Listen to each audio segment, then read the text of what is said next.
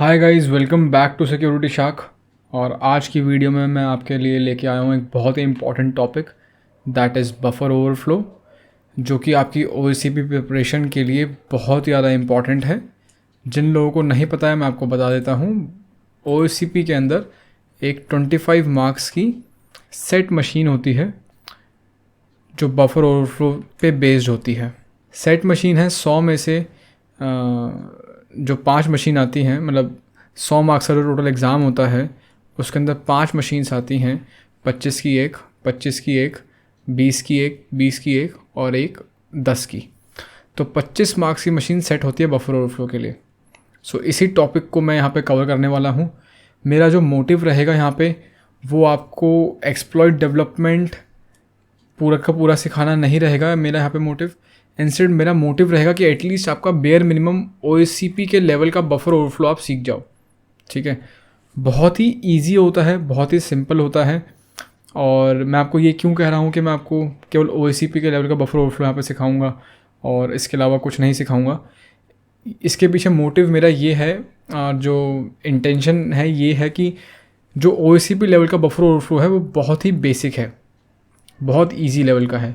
और अगर मैं एक्सप्लॉइट डेवलपमेंट की बात करूं, अगर मैं आपको एक्सप्लॉइट डेवलपमेंट पढ़ाने के मोटिव से बफर ओवरफ्लो बताता तो मुझे बहुत सारी चीज़ें कवर करनी पड़ती। So instead of that I will try to focus on buffer overflow only. So if this thing is clear then let's dive right into it. इस वीडियो को मैं डिफरेंट पार्ट्स में स्ट्रक्चर करने की कोशिश करूँगा ताकि आप लोगों के लिए फॉलो अलॉन्ग करना ईजी रहे। तो स्टार्ट करते हैं कि प्रैक्टिस कैसे करने वाले हैं। मैं यहाँ पे एक मशीन डाउनलोड करूँगा BrainPan के नाम से। vulnhub.com पे आकर के मैंने यहाँ पे BrainPan सर्च किया। BrainPan 1 आपको डाउनलोड कर लेनी है। यहाँ से आप डाउनलोड कर लेंगे, अपनी VMware में सेटअप कर लेंगे। मेरे पास ऑलरेडी सेटअप है, यहाँ पे आप देख सकते हैं लेफ्ट हैंड साइड पे। सो इस डेमोन्स्ट्रेशन के लिए this is also going to be consider as your basic exploit development, like exploit development for noobs you can say। तो मैं यहाँ पे काली मशीन डिप्लॉय करूँगा और BrainPan जो है मेरी वल्नरेबल मशीन है जिसको मैं कॉम्प्रोमाइज़ करने की कोशिश करूँगा बफर ओवरफ्लो की मदद से। एंड क्योंकि हम यहाँ पे फंडामेंटल्स ऑफ एक्सप्लॉइट डेवलपमेंट के बारे में भी बात करने वाले हैं, तो एक्सप्लॉइट डेवलपमेंट के अंदर हमें एक और मशीन चाहिए होती है सिवाय टारगेट के, मतलब अदर देन टारगेट हमें एक और मशीन चाहिए होती है, that is going to be our Windows. इस डेमोन्स्ट्रेशन के लिए मैं Windows 7 यूज़ करूँगा। ठीक है, तो Windows 7 के ऊपर बेसिकली हम अपना एक्सप्लॉइट डेवलप करेंगे, टेस्ट करेंगे एंड देन हम फाइनली उसको डेवलप करने के बाद BrainPan पे फायर करेंगे। तो फॉलो अलॉन्ग करने के लिए आपको इस तरीके का लैब सेटअप चाहिएगा। तीनों मशीन्स आपके पास होनी चाहिए NAT नेटवर्क पे। तीनों मशीन्स आपके पास सेटअप होनी चाहिए VMware में, और नेटवर्क अडेप्टर सेटिंग्स आपकी NAT होनी चाहिए। आई होप अब तक आपको ये चीज़ तो समझ में आ गई होगी, NAT क्या होता है, ब्रिज क्या होता है, बहुत फंडामेंटल चीज़ें हैं, पता होनी चाहिए।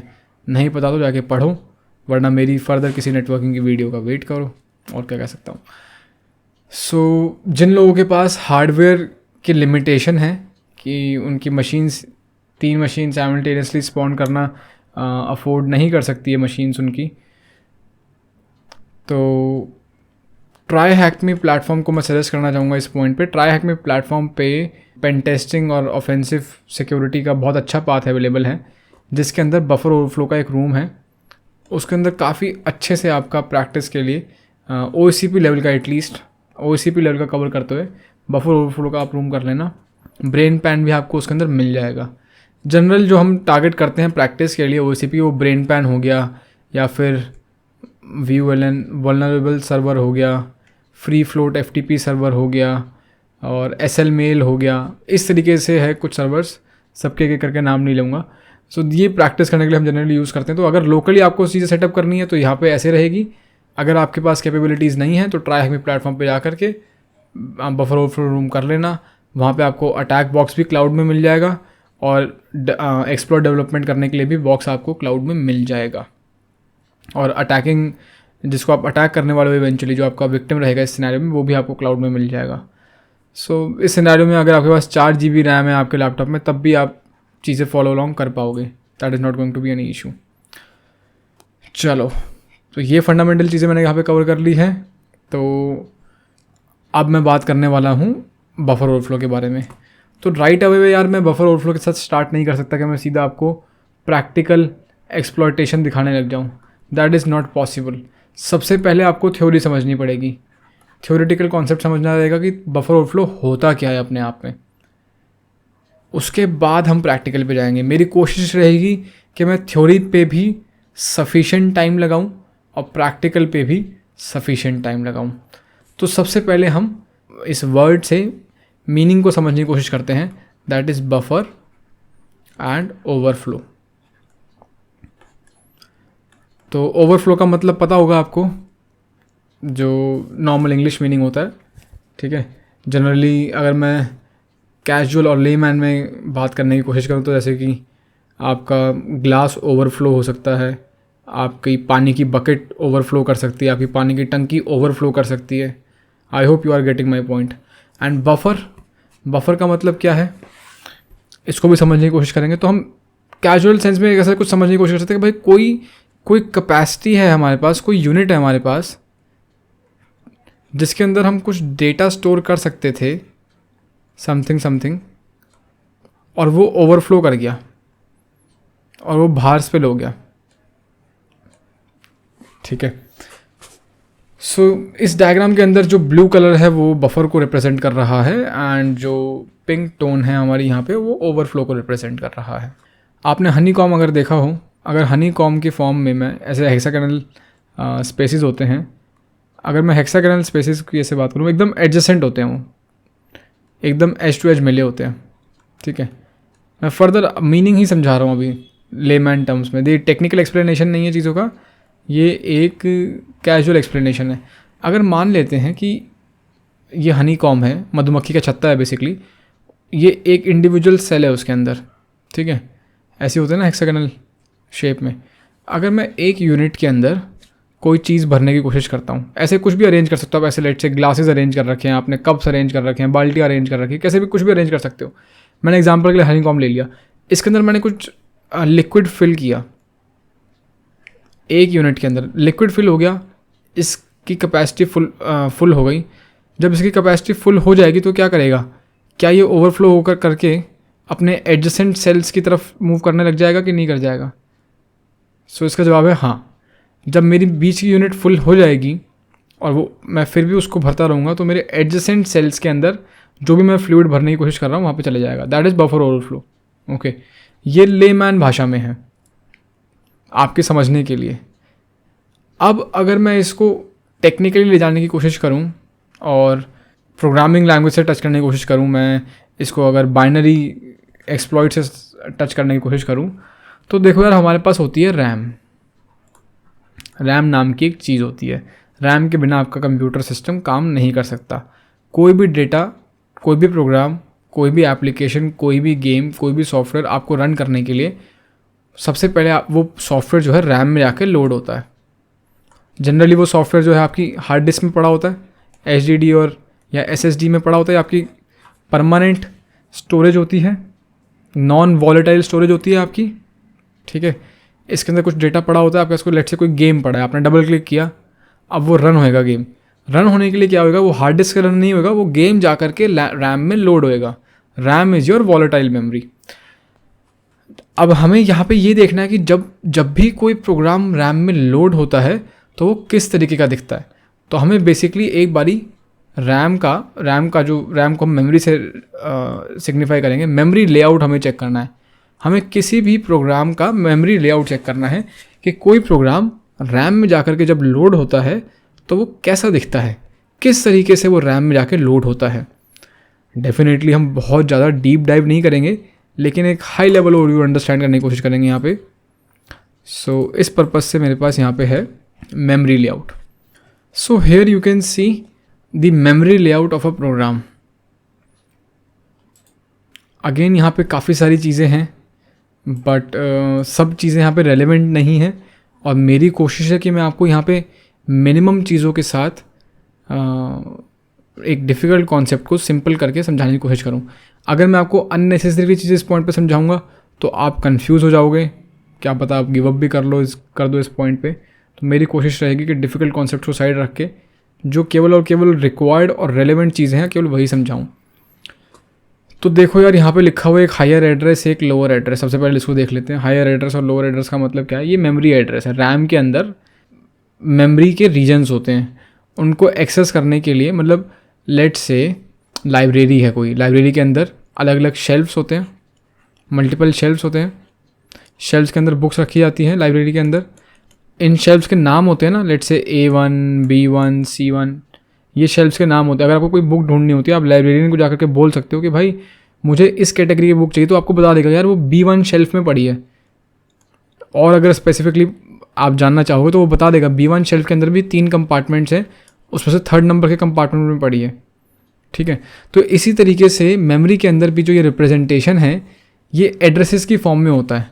अगर मैं बात करूँ, ये रैम है, और अगर मुझे जानना है कि कोई प्रोग्राम लोड यहाँ पे, अगर मेरे को कोई प्रोग्राम लोड करना है या मेरे को कोई चीज़ को एक्सेस करना है, कोई चीज़ लोड तो हो गई, अब मेरे को एक्सेस करना है किसी चीज़ को, फैच करना है, तो मैं कैसे करूँगा? तो मेमोरी के अंदर हर एक पॉइंट को रिप्रेजेंट करने के लिए एक एड्रेस होता है,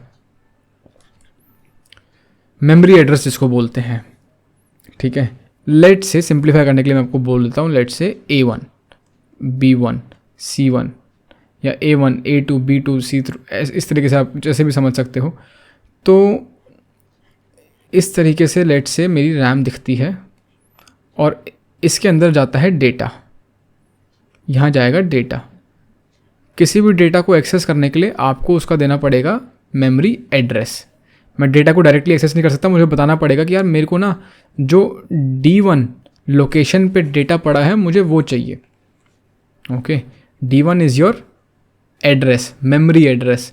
ये जो एड्रेसेस होते हैं ये किस फॉर्मेट में लिखे जाते हैं? ये हेक्साडेसिमल फॉर्मेट में होते हैं, हेक्साडेसिमल। अगर ये वर्ड नहीं पता है, हेक्साडेसिमल अगर टर्म नहीं पता है आपको, तो भाई आप ये वीडियो नहीं देख सकते हो आगे। सॉरी टू से, आप कॉम्पिटेंट नहीं हो अभी, प्लीज़ इसको आगे मत देखो, बाद में खाम का ट्रेनर को भी क्रिटिसाइज़ करोगे। हेक्साडेसिमल बेसिकली अगर आपने नंबर सिस्टम पढ़ा हो तो बाइनरी नंबर सिस्टम होता है, नंबर रिप्रेजेंटेशन होता है, डेसिमल नंबर रिप्रेजेंटेशन होता है, ऑक्टल होता है और एक हेक्साडेसिमल होता है। ये 4 जनरल नंबर रिप्रेजेंटेशन आपको पता होना चाहिए कि कोई अगर लेट से नंबर है मेरे पास 2, ये डेसिमल में है, ये बाइनरी में कैसे कन्वर्ट होएगा और ये हेक्स में कैसे दिखेगा। ठीक है जी। अब जो हेक्स के एड्रेसेस होते हैं जनरली वो ऐसे रिप्रेजेंट किए जाते हैं, 0x0000 4 5 6 7 8, कुछ इस तरीके से रिप्रेजेंट करे जाते हैं। सबसे पहला एड्रेस जो होता है मेमोरी के अंदर वो 0x000000 होता है। दूसरा एड्रेस 01 02 इस तरीके से मूव करते हैं, करते करते 9 तक जाएगा, देन ABCDEF तक जाएगा, एंड देन 1011 इस तरीके से मूव करते हैं। तो हेक्साडेसिमल अगर आपको नंबर सिस्टम समझ में आ जाएगा तो आपको एड्रेसेस समझने में कोई दिक्कत नहीं रहेगी। लेट्स से आपको अब एड्रेसेस पता है, हेक्साडेसिमल फॉर्मेट पता है, तो हेक्स एड्रेसेस होते हैं। तो अगर मैं हाईएस्ट एड्रेस की बात करूँ, मैं हायर एड्रेस का मतलब क्या है? एक रिप्रेजेंटेशन करने के लिए 0x, हाईएस्ट वैल्यू क्या होती है हेक्स के अंदर? F होती है। तो I can say 0x F F F F F F F F, ये होगा एक हायर एड्रेस। और लोअर एड्रेस क्या हो सकता है? इससे कोई भी वैल्यू छोटी, तो मैं लेट से इसको 0000001 कर लेता हूँ या 000 भी कर सकता हूँ। तो मैं ये केवल आपको एक पर्सपेक्टिव देने के लिए यहाँ पे एड्रेसेस लिख रहा हूँ। ये रियलिटी में एड्रेसेस नहीं है, इस एग्जांपल के लिए है। ठीक है, रियलिटी में एड्रेसेस थोड़े डिफ़र करेंगे। बस ये मैटर करता है कि जो भी वैल्यू यहाँ पे होगी वो इस वैल्यू से बड़ी होगी, क्योंकि ये लोअर एड्रेस है और ये हायर एड्रेस है, इसकी वैल्यू हाई होएगी as compare to this value. और वैल्यूज़ रेंज करेगी 0x000000 से लेकर के 0x FFFFF तक। ठीक है जी। तो हायर एड्रेस लोअर एड्रेस मैंने आपको बता दिया है। जब प्रोग्राम लोड होता है कोई भी, लेट से मैं सी का प्रोग्राम ले रहा हूँ, एक सी का प्रोग्राम मैंने लिखा। सी के प्रोग्राम के बहुत सारे पार्ट्स होते हैं ना। सी के प्रोग्राम के अंदर एक मेन फंक्शन होता है, स्टार्टिंग में आप कुछ हेडर फाइल्स इंक्लूड कराते हो, हैश इंक्लूड stdio.h, इस तरीके से प्रोग्राम चालू होता है। एक मेन फंक्शन को कॉल लगती है, उसके अंदर फिर फर्दर कोई फंक्शंस हो सकते हैं, कुछ इस तरीके से कोड आपका पूरा का पूरा लिखा जाता है।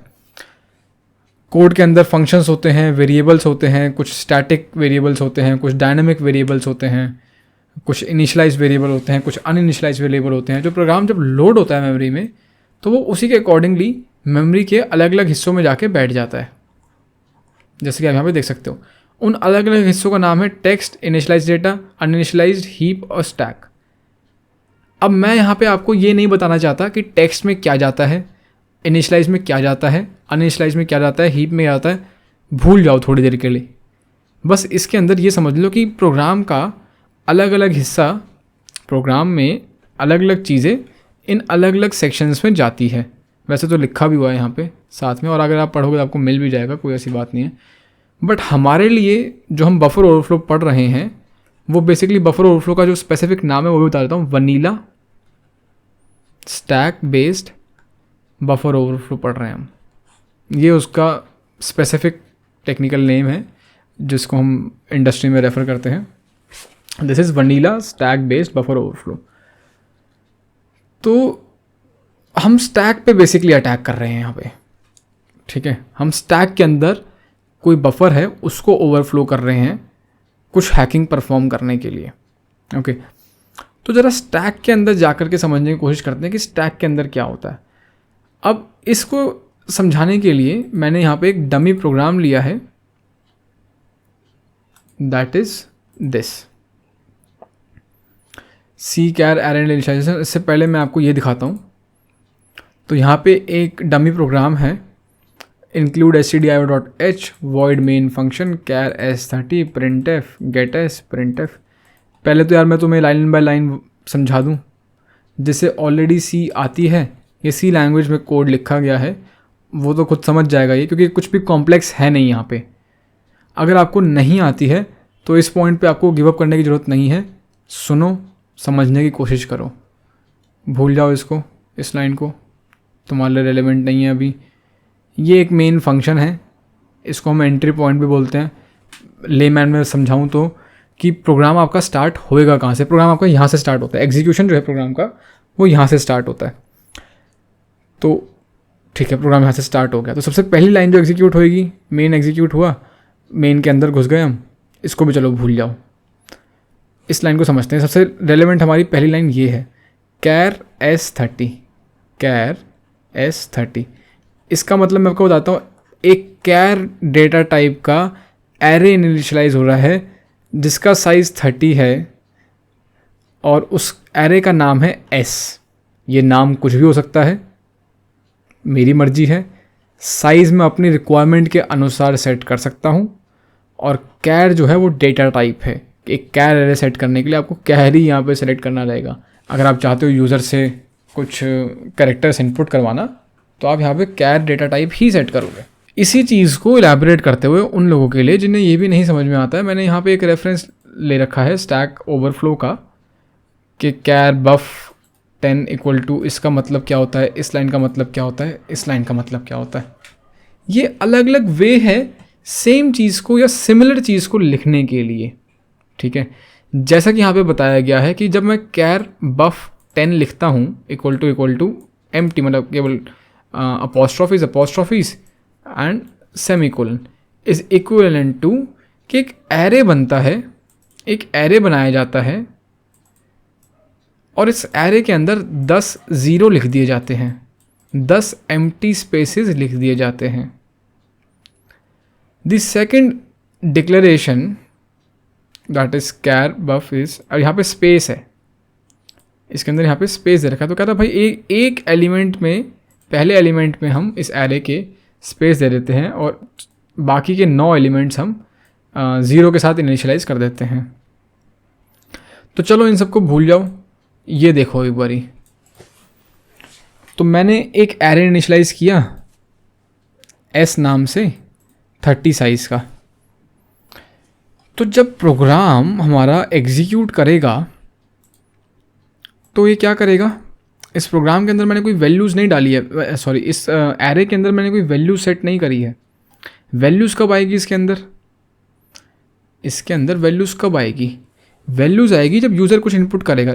इसके बाद आई लाइन, दूसरी लाइन, पहली लाइन ये आई, दूसरी लाइन ये आई, print F enter the string. So इससे हमारा जब ये लाइन चलेगी तो हमारे पास आउटपुट कुछ ऐसा आएगा। और जब तीसरी लाइन चलेगी वो आपको ऑप्शन देगी कि कुछ एंटर करो। तीसरी लाइन के चलने से यहाँ पे आपको ऑप्शन मिलेगा कि कुछ एंटर करो। तो मैंने यहाँ पे डाल दिया Java T point is the best, ऐसे करके डाल रखा था। आप लिख देना security shark is the best. Okay poor self promotion, but कोई बात नहीं। तो गेट्स का मतलब क्या होता है? गेट्स आपका स्टैंडर्ड सी का फंक्शन है जो कि यूज़र से इनपुट लेता है, ठीक है। जैसे कि प्रिंट एफ होता है, वैसे ही स्कैन एफ होता है, गेट्स होता है, पुट्स होता है। तो मैं अब अलग अलग लैंग्वेजेस के इनपुट लेने के तरीके के ऊपर नहीं जाना चाहूँगा। बस अभी ये समझ लो कि गेट्स जो है एक तरीका होता है यूज़र से इनपुट लेकर के स्टोर करने का। तो गेट्स मैंने लिखा, गेट्स फंक्शन का मतलब क्या है कि भाई यूज़र से इनपुट लेगा, यूज़र से इनपुट लो और इनपुट को कहाँ पे सेव करना है? एस के अंदर सेव करना है। एस एक एरे है, एक वेरिएबल है ये अपने आप में एक array based character array based variable है। उसका नाम जाएगा यहाँ पे, कुछ भी नाम हो सकता था। तो अब समझने की कोशिश करते हैं एक बारी कि जब पहली लाइन एग्जीक्यूट हुई तो उस पॉइंट पे मेमोरी के अंदर एक स्पेस रिजर्व कर लिया गया 30 साइज़ का, 30 बाइट्स के साइज़ का एक स्पेस रिजर्व कर लिया गया। ये स्पेस कहाँ पे रिजर्व होता है? ये स्टैक के अंदर रिजर्व होता है। तो स्टैक जो था हमारा मेमोरी के अंदर, जो फोटो दिखा रखा था, स्टैक कुछ ऐसे था। अच्छा, स्टैक बढ़ता है हमारा ऐसे, हायर मेमोरी एड्रेस से लोअर मेमोरी एड्रेस की तरफ।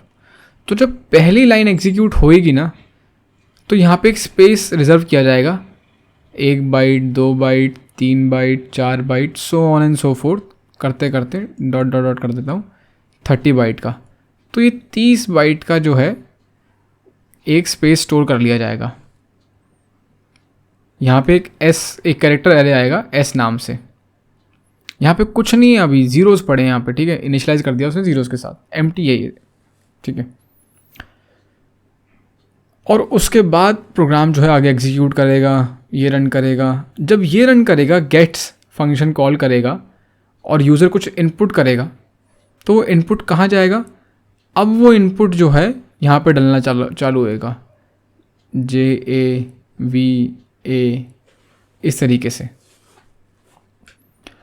ताकि यूज़र जो भी इनपुट डाले वो प्रोग्राम सेव कर पाए। उसके लिए पहले से एक मेमोरी छोड़ दी गई। This is your buffer, this is known as buffer, कि ये हमने मेमोरी के अंदर जगह छोड़ दी, इसके आगे प्रोग्राम चलता रहेगा। ये जगह छोड़ करके प्रोग्राम आगे चल देगा, आगे आगे रन करेगा। और जब भी इनपुट आएगा इस एस के लिए, तब ये इनपुट आकर के इस बफर में स्टोर हो जाएगा कि हाँ मैंने ये सीट रिजर्व करके रख ली है, ये खाली है सीट अभी। सो इस इलस्ट्रेशन को मैं यहाँ पे कैसे लिखूँगा कि अगर मैंने 30 बाइट्स का जो है साइज़ रिजर्व करके रखा था इनपुट के लिए, ठीक है, मैंने ये जो भी डेटा डाला, लेट से ये हर एक कैरेक्टर जो है 1 बाइट का है, 1 2 3 4 5 6 7 8 9 10 स्पेस 11 12 13 14 15 16 17 18 19 20 21 22 कैरेक्टर्स की ये स्ट्रिंग है। अगर मैं इसके अंदर 8 कैरेक्टर और डाल दूँ, लेट से ए 4 ए 5 6 7 8 हो गए। अगर मैं ये स्ट्रिंग डालूँ Java T point space IS space THE space best ए, तो ये 30 साइज़ का हो गया है। तो ये बफर हमारा कम्प्लीटली फिल हो जाएगा यहाँ पे। और अगर मैं और चीज़ें डालने की कोशिश करूँ यहाँ पे, तो ये चीज़, ये जो एक्स्ट्रा इनपुट है मेरा, कहाँ जाएगा? वो क्या करेगा, यहाँ पे लिखना चालू करेगा। लेट से अभी इसी एग्जांपल को थोड़ा सिंप्लीफाई करने के लिए मैं क्या करूँगा, मैं एक स्टैक बनाऊँगा और उस स्टैक का साइज़ लिखूँगा मैं 5। इसको हटा के कर दिया 5, 30 की बजाय 5 है, ओके। और जो गेट्स का यूज़र इनपुट है ना, यूज़र इनपुट में मैं डाल रहा हूँ सिक्योरिटी शार्क, ठीक है, SECURITY शार्क। अब प्रोग्राम चला तो सबसे पहले जो है स्पेस रिजर्व हो गया 1 2 3 4 5, ये एस के लिए रिजर्व हो गए 5 बाइट्स। पहली लाइन चली, दूसरी लाइन चली, आपको आउटपुट देखने को मिला, आपको आउटपुट देखने को मिला। तीसरी लाइन चली, मैंने एंटर किया सिक्योरिटी शार्क। जैसे ही मैंने तीसरी लाइन चली और मैंने एंटर किया सिक्योरिटी शार्क, तो क्या हुआ, यहाँ पे जो है डेटा एंटर होने लग गया, SECUR, इतना ही आ पाया, ITYSHARK।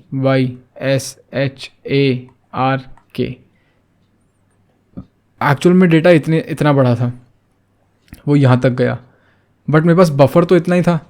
क्या स्टैक के अंदर, पूरे के पूरे स्टैक के अंदर, बहुत बड़ा स्टैक होगा मेमोरी के अंदर, जो स्टैक होगा, स्टैक के अंदर जो मैंने बफर रखा है, क्या इस बफर के अलावा मेमोरी के अंदर कुछ नहीं होगा? इसका जवाब है होगा। इस बफर के बाद प्रोग्राम ने कोई और डेटा स्टोर किया होगा, यहाँ पे कोई सम अदर डेटा होगा, यहाँ पे यार प्रोग्राम से रिलेटेड ही होगा, रेलेवेंट डेटा होगा और वो डेटा होगा। अब जब बफर से इनपुट आता है और हम यहाँ पे स्टोर करते हैं, तो वो एडजेसेंट डेटा को, मतलब इस बफर के बाद का जो डेटा है उसको ओवरराइट करना चालू करता है। मतलब वो इस डेटा को ओवरराइट करके यहाँ पे क्या लिख देगा, आई लिख देगा। इस डेटा को ओवरराइट करके क्या लिख देगा, यहाँ पे टी लिख देगा। इस डेटा को ओवरराइट करके क्या लिख देगा, सिक्योरिटी। इसको ओवरराइट करके SHARK। तो एग्जिस्टिंग डेटा को हमारा यूज़र इनपुट ओवरराइट कर देगा। This is buffer overflow theoretically. एक बफर था कुछ साइज़ का, 5 बाइट्स का, मैंने डेटा डाल दिया 10 बाइट का, 5 बाइट का डेटा गया बफर में। एडिशनल जो 5 बाइट थी उसने बफर के बाद जो भी लिखा हुआ था मेमोरी के अंदर उसको ओवरराइट कर दिया, एडजेसेंट स्पेसेस को ओवरराइट कर दिया। मुझे उम्मीद है कि आपको थ्योरेटिकली ये चीज़ें समझ में आई होगी। अगर नहीं आई हैं तो यार और भी रिसोर्सेज हैं, आप पढ़ने की कोशिश कर सकते हो। मेरी वीडियो को आप 2-3 बार देखने की कोशिश कर सकते हो। इस वीडियो में मैं थ्योरेटिकली ही बात करना चाहता था, सो मैंने करी। थ्योरी ऐसा नहीं है कि ख़त्म हो गई है, थ्योरी और भी बताऊंगा, बट इस पॉइंट के बाद मैं थोड़ा प्रैक्टिकल टच करना स्टार्ट करूंगा और नेक्स्ट वीडियो में मैं आपको कैसे हम अप्रोच करेंगे प्रैक्टिकली इस चीज़ को वो दिखाऊंगा। इट इज़ एब्सोल्युटली नॉर्मल अगर आपको ये चीज़ समझ में नहीं आ रही है इस पॉइंट पे, इट इज़ परफेक्टली फाइन। बस इतना बता देना चाहता हूँ कि सबसे ईजीएस्ट वे था समझाने का। मैं समझ नहीं सकता, मतलब मुझे कभी भी इतने ईजी तरीके से नहीं समझाया गया था किसी ने, तो बट कोई बात नहीं, मैंने कोशिश करी इसको सिंपलेस्ट वे में समझाने की। अगर आपको कोई भी चीज़ समझ में नहीं आई है यहाँ पे, तो feel free to use our social platforms to interact with me, और आप अपने बफर ओवरफ्लो से रिलेटेड डाउट्स पूछ सकते हैं। और बफर ओवरफ्लो ही नहीं, अगर आपको एक्सप्लॉइट डेवलपमेंट से रिलेटेड कोई भी डाउट हो आप पूछ सकते हो। Heap exploitation, ASLR bypass, DP, SEH, जो एडवांस चीज़ें जो जानते हैं, जिनको डाउट्स हैं, आप you feel free to ask me, that is absolutely fine. But हाँ, अगर आपको इससे रिलेटेड कुछ समझ में नहीं आता है तो कमेंट सेक्शन में मुझे बताइए, मैं आपकी मदद करने की कोशिश करूँगा। अगर आपको समझ में आ गया है सब कुछ तो मुझे ये चीज़ भी कमेंट सेक्शन में बताइए कि आपको बफर ओवरफ्लो थ्योरेटिकली समझ में आया है या नहीं आया, कैसा लगा कैसा नहीं लगा। नेक्स्ट वीडियो का वेट करिए और मैं प्रैक्टिकल दिखाऊंगा क्योंकि उस वीडियो में स्टेप बाय स्टेप। तो तब तक के लिए बने रहिए, stay safe, keep hacking, bye bye.